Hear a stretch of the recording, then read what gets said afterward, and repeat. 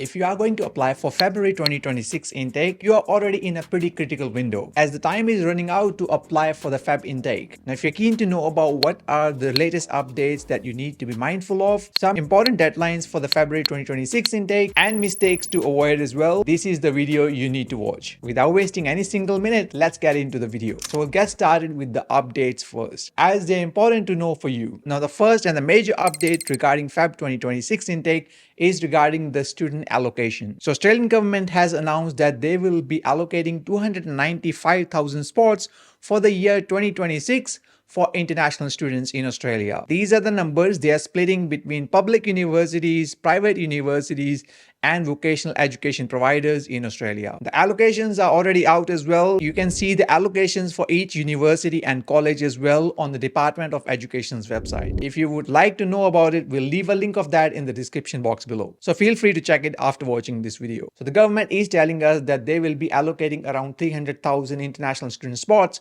for the next year, which is more than the current year 2025. But just keep in mind that in the past there was no such caps. And based on these allocations, it's important to note about the student visa processing as well. Currently, the student visas in Australia are processed in accordance with the Ministerial Direction 111, which is divided into a couple of priority categories.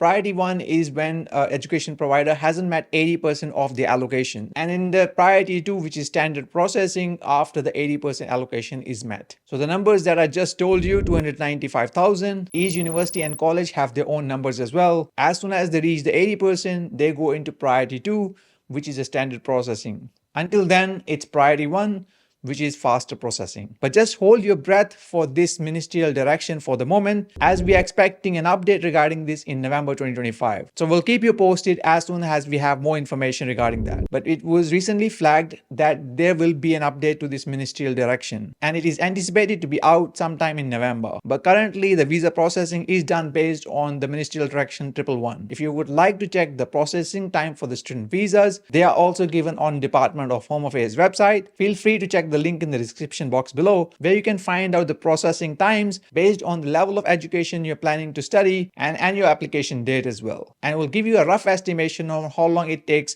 to get the student visas processed. As I mentioned, it is varied by depending upon the type of course, for example, higher education or vocational education providers or foreign affairs, Department of Home Affairs sector or schooling. They all vary. But just to give you an idea, some students get their visa processed way faster than the others. It depends upon the country you're applying from, the university you're applying for, and other evidence levels, which is what the Department of Home Affairs usually use to issue the visas, which is the level of the country you're applying from and the education provider as well. Now, another major update is in regards to the student visa fee. So from the 1st July 2025, the student visa fee has been increased to 2,000 Australian dollars. And if you're applying to study in February intake, you'll have to pay that fee, which is the most expensive student visa fee in the world. And just be mindful that this is non-refundable in case you get your visa rejected. And last important update is in regards to the English language requirements. There are few new English tests that are included that you can take as part of the student visa application. So in the past, students were mostly taking IELTS, PTE, but they have added few more to the list now, which includes CELPIP General, Language Cert Academic, and the Michigan English Test, also known as MET.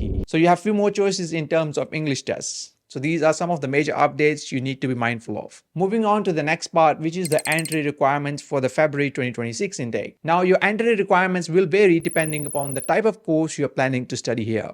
If you're planning to study a vocational education program or undergraduate program or postgraduate program, your requirements will obviously vary. The first one in regards to your academic. So if you are planning to study undergraduate program, you must have completed your year 12. If you're planning to do a postgraduate program, you must have completed your bachelor's degree. And if you're planning to do a vocational education, you also still must have completed at least year 12 as well, or equivalent to in your home country. The next requirement is regarding English language test. As a part of requirement for many international students who are not coming from English speaking countries, they are required to undertake an English test, whether it's IELTS, PTE, or some of the new ones that I just mentioned. But the minimum score to apply for student visa in Australia is 6.0 in IELTS test as an overall score. But just keep in mind, if you're planning to apply for undergraduate or postgraduate program, it may vary. Depending upon the course you're planning to study, and the university as well. However, this is the bare minimum you must have. Then you also need to be mindful of the GS requirements, which is genuine student requirements. These are the set of questions you need to answer in order to prove your genuine intentions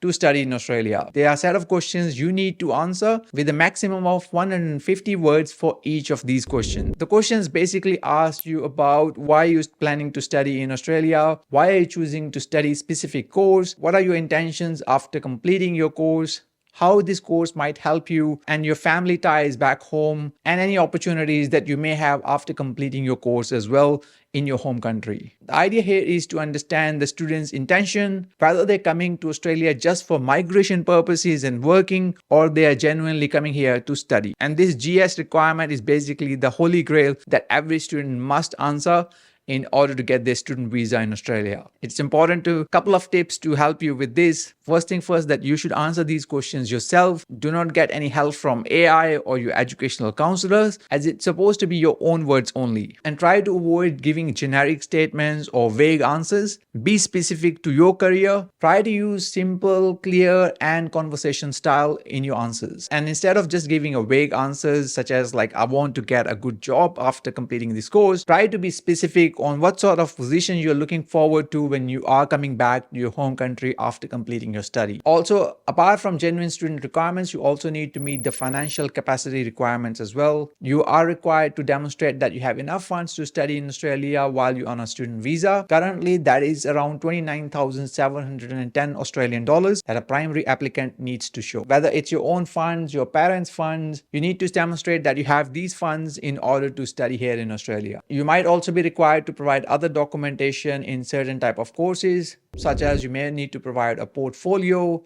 or a reference from your previous employer or a resume as well, but they may not be required in all applications. Now, before we look at some important timeline and deadlines, I'm going to give you a quick simplified process to apply for studying here in Australia. Some of you might be new to this, so I thought I'll give you a quick wrap up on how the process actually works. First, you choose the course that you're planning to study and shortlist some universities. Once you have decided on which universities you want to apply, you start gathering some documentation regarding your academics, your English tests, and so on. Now you can send application to multiple universities at the same time as well. It's quite common, especially if you're undecided, you certainly can do that. Once universities receive your application, they will start sending you a letter offer, which will give you details about your course, your prospective fee, and so on. Now, if you got multiple offer letters from different universities, you will choose one which is favorable to you. Then you accept that offer, and then you're required to also pay a deposit at the same time. Once you have paid the deposit and accepted the offer,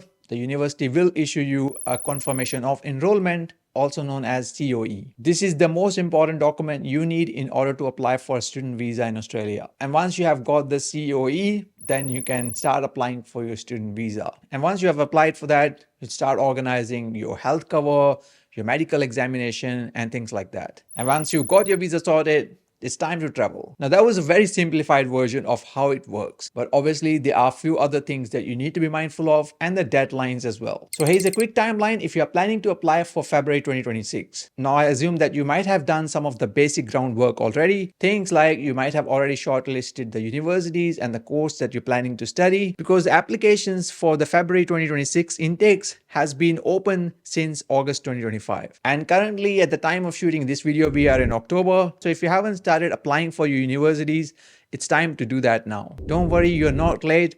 Most of the universities have got their application dates until the end of November. Some of them might have it until the middle of December as well, but my suggestion will be not to delay it. If you got your documentation ready, start applying for your university. And if you have got your English test sorted already as well, it's great, but if you haven't, it's time to book them now so you can have them ready before your student visa application. Now, if you have already applied for your university, it's time for wait for you during the month of November. Usually the universities, as I said earlier, they will issue you an offer letter after a few days of your application. So you need to be ready with your finances at that moment as well. And once you have accepted the offer letter and paid your fee, then the university will issue you a confirmation of enrollment, which may take a few days. Once you have received that in November or December, it's time to apply for your student visa. Now, please note that if you are applying for your student visa in December, chances are that it might be delayed because of some public holidays and holidays in general, as there may be few days in December where the Department of Home Affairs may not be processing the student visas or other visas because of the holiday season. So just be mindful of that. So ideally, if you can apply before 15th of December in order to avoid that holiday rush period. Department of Home Affairs also suggests that the student visas should be applied at least 6 weeks before the start of the course. So if your course is starting in March, you should be applying at least 6 weeks before that, ideally. But that doesn't mean people don't apply after that. Some people still apply after that, but just be mindful that you might get your visa delayed, or you may arrive later than your orientation or start of the course as well, which is not ideal, but hey, it happens sometimes. And once you have applied for your visa, it's time to start planning and preparing for your arrival in Australia, which includes planning for your travel, such as booking your flights, your travel insurance, and importantly, booking your accommodation as well. So this is like a basic timeline you need to be mindful of from now onwards if you haven't applied yet. Obviously, some students might have already applied for it. That's great. We would love to hear from you as well. If you already got your visa, how long it took you to get one, and if you are still waiting for it, please let us know about that in the comments as well. Now here's the last part where we are going to talk about the common mistakes that you need to avoid for your February 2026 intake. Starting with the first one, which is applying not too late. As I mentioned earlier, the Department of Home Affairs suggests that you should apply at least 6 weeks before the start of your course. So if you can, please avoid the last minute rush and try to apply nice and early. Applying late could mean that you might get your visa later, and that could also mean delay in your arrival, and you might miss out on the fun part of the orientation and so on. The next part is about scholarships. I did not talk too much about the scholarships in this video, but some students miss out on scholarship opportunities. It's important to ask for scholarships when you're applying for a course at a specific university. It's okay, you may not have got the best scores in the world, but it is still worth asking a question about scholarship if university have any merit-based scholarship or some other scholarships as well. So if you are applying through an education agent, it's your duty to ask and confirm if they have some scholarship opportunities. Even though they may say no, it's still worth asking that question. The next mistake to avoid is incomplete applications. Now, this was recently posted on Department of Home Affairs Facebook page as well, that please make sure that you check your application twice before you submitting it. A lot of people submit incomplete application without proper documentation, and that leads to either rejections or delays in issuing of the visa. Avoid it at all costs. Make sure to double, triple check it before you send your application. Next mistake to avoid is not preparing for your arrival. A lot of students leave the things to the last minute thinking that will be okay.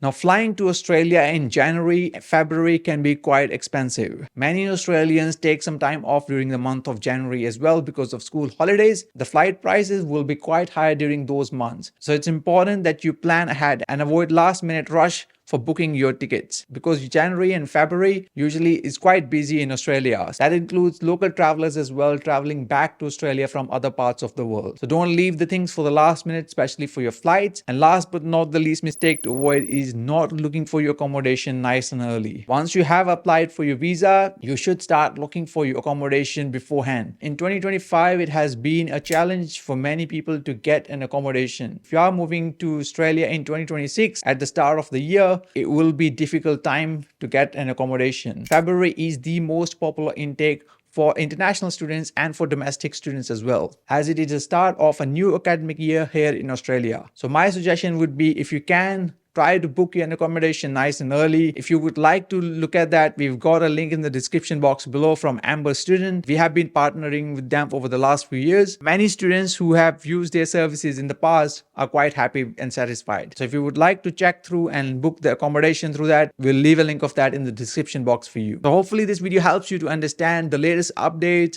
the timelines, and some important things you need to be mindful of for your February 2026 intake. If you have any other question, feel free to ask in the comment section below. We will also leave a link of a Google Sheets in the description box below, where you can find your travel buddies, accommodation buddies, people who are planning to also study in February 2026 intake. You can communicate with them through social media channels or through their emails or phone numbers. So feel free to leave your details in that Google Sheet or find your Feb 2026 buddies in there. I hope you find this information useful. Feel free to ask any question in the comment section below. We'll try to answer as many as we can. And thanks for watching.